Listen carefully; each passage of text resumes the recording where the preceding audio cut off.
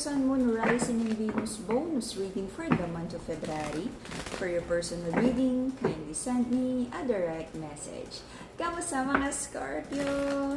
Kamusta ang puso? Kamusta ang buhay? Kamusta ang transformation? Okay, ang mga Scorpio na walang kapagod-pagod ang transformation sa buhay. Alright, let's see. Scorpio, Sun, Moon, Rising, and Venus bonus reading for the month of February. Alright?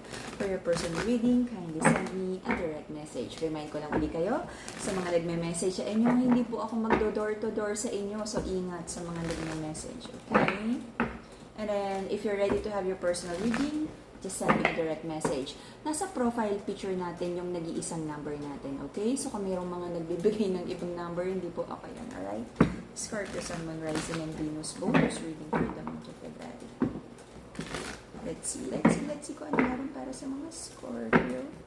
Scorpio, let's see. The Emperor, the masculine in this connection is doing what's right. Okay? Nagkakaroon siya actually ng confusion kung kanino siya magbibigay at gusto ng masculine sa connection na to na maging tama yung mga decisions niya. Nagkaroon ng ending because of lies and deceit na sobra namang pinag-isipan, okay? So kung nagkaroon ng revelation about lies and deceit, hindi ito naging pabigla-biglang decision. Pinag-isipan, okay? Kung nag-usap man, I feel hindi naging maganda yung pag-uusap, okay? You try to rebuild, no? But hindi talaga kayang ayusin. So, I feel you have decided na tapusin ang passionate connection na to. Someone is not offering the cup of love, nagkaroon ng betrayal, okay? Someone feels betrayed also kasi yung dating pag-ibig na ino-offer at binibigay sa kanya, biglang binawi at nalulungkot yung isang person na biglang nabawian ng offer of love. Nagkakaroon ng overthinking, sleepless nights. Ang isang third energy here, because sabi niya, hindi naman daw, okay, too early to say na third energy. There's a feminine here na nagkakaroon ng overthinking because sabi niya hindi niya maramdaman na totoo ang offer of love ng masculine. Walang plano, and there's a breadcrumbing energy, hindi naman binibigay yung, hindi maramdaman na full yung commitment sa relationship na to, parang laging one foot at the door. Isang babae, sabi nung feminine sa connection na to, mag-focus na lang siya sa trabaho, na ayusin yung buhay niya. Okay? And I feel, for some of you, the masculine, na-involve siya sa isang babae sa trabaho. Okay? Nagkaroon ng burden dito, heavy energy, overthinking. Okay? Sa relationship na to. Hindi naging madali. Kasi sinubukan namang ayusin eh. Pero parang, wala eh. It's either magkaiba yung values, magkaiba yung talagang, what do you call that? Love language, hindi magkasundo.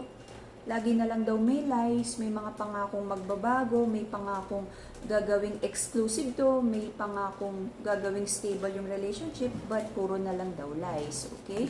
So, syempre, paano nga ba mapapanuto ang relationship na to kung puro na lang pangako, hindi naman din natupad? Let's see kung anong meron para sa mga Scorpio. May mga promises na hindi naman talaga mean, kaya wala namang nangyari talaga. The reason for the reading is conflict. Someone feels defeated about this relationship. Puro na lang daw away. Okay, there's a feeling of defeat, hindi na inilaban, kaya nagkaroon ng new beginning. Okay? Recent past, sabihin natin may dishonesty pa rin sa conversation. The masculine in this connection, nahihirapan siyang maging honest. May energy of like manipulation, kung ano man yung gusto niyang outcome sa relationship na to. Okay. May prayers and manifestations, no, ang mga Scorpio na sana makuha na yung wisdom sa situation na to at malaman, no, kung meron ba talagang involved na third energy sa relationship na to. Meron ba talagang pinagkakaabalahan na iba pa ang masculine? Okay.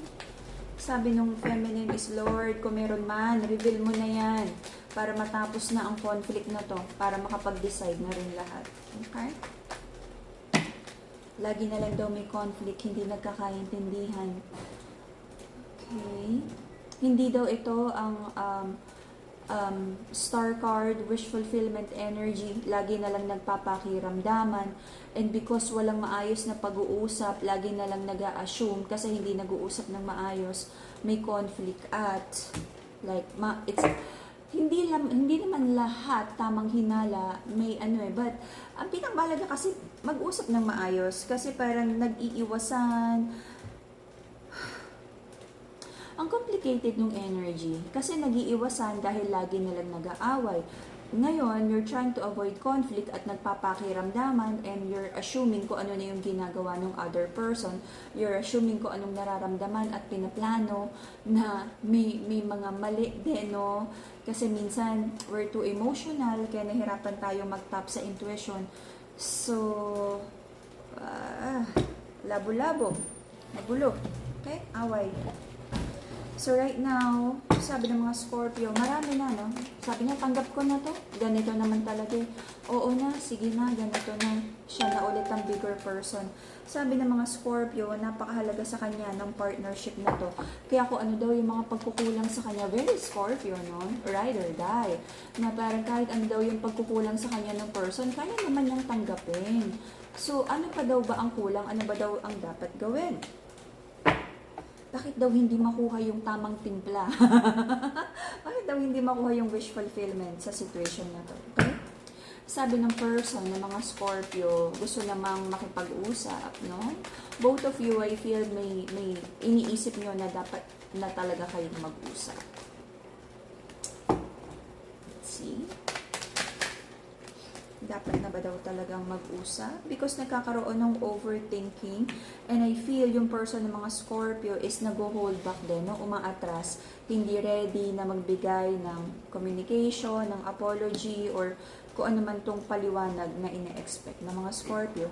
So sabi ng mga Scorpio, may mga doubt siya kung matatapos pa ba itong mga broken heart at disappointment na to. Until the end of April, there's an energy of like making a decision na manahimik na lang muna. Ayan na naman, di ba? So right now, nagkakaroon ng mga tamang hinala at maling suspetsya because ayaw niyong mag-usap ng maayos. But ang challenge, kahit naman mag-usap, may trust issues kayo, hindi niyo naman papaniwalaan yung sasabihin ng bawat isa. Now, kung wala na kayong tiwala sa isa't isa at hindi na kayo makapag-usap ng maayos, then saan niyo ba nakikita tong relationship na to? Until the end of April, ano masasabi mo, Mystic Dog? Kiss mo ako. Kiss. Okay. Kiss mo ako, Mystic Dog. Kiss. So, until the end of April, there's an energy of like making a decision na maging quiet muna. At sabi ng mga Scorpio, focus muna sa sarili. Gagawin ang lahat ng kayang transformation. Okay? To balance your heart chakra and to heal your heart, Madagascar Rose Quartz. To protect yourself from negative energy, pag ganito na napakarami ng away, no? I recommend you to have the black tourmaline or this one, yung ating evil eye bracelet. Okay? Nazar amulet. Any more clarification sa outcome? If you're trying to connect with the divine and if you want mental clarity, amethyst, the purple crystal. For now, no, nararamdaman ko na may mga gustong ayusin sa relationship ang mga Scorpio, but ang daming like assume, hindi nag-uusap ng maayos. And because of that, I feel aatras muna yung feminine. Kung hindi niya makuha yung sagot at linaw sa love connection na to, aatras muna siya. Magkakaroon ng pagbabago, new way of thinking. I don't know, kahit ako nalalabuan kung ano talaga yung outcome dito kasi hindi kayo nag-uusap ng maayos. And puro hinala. Okay? So, saan nga ba ito mapupunta kung puro ganito lang, no?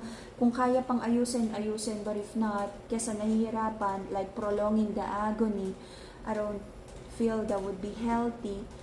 Kung you feel na wala na talaga, walang patutunguhan, it's really time to close some doors. Okay, Scorpio?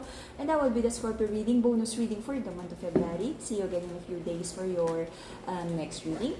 And then PM lang para sa inyong crystals and personal reading. Bye-bye!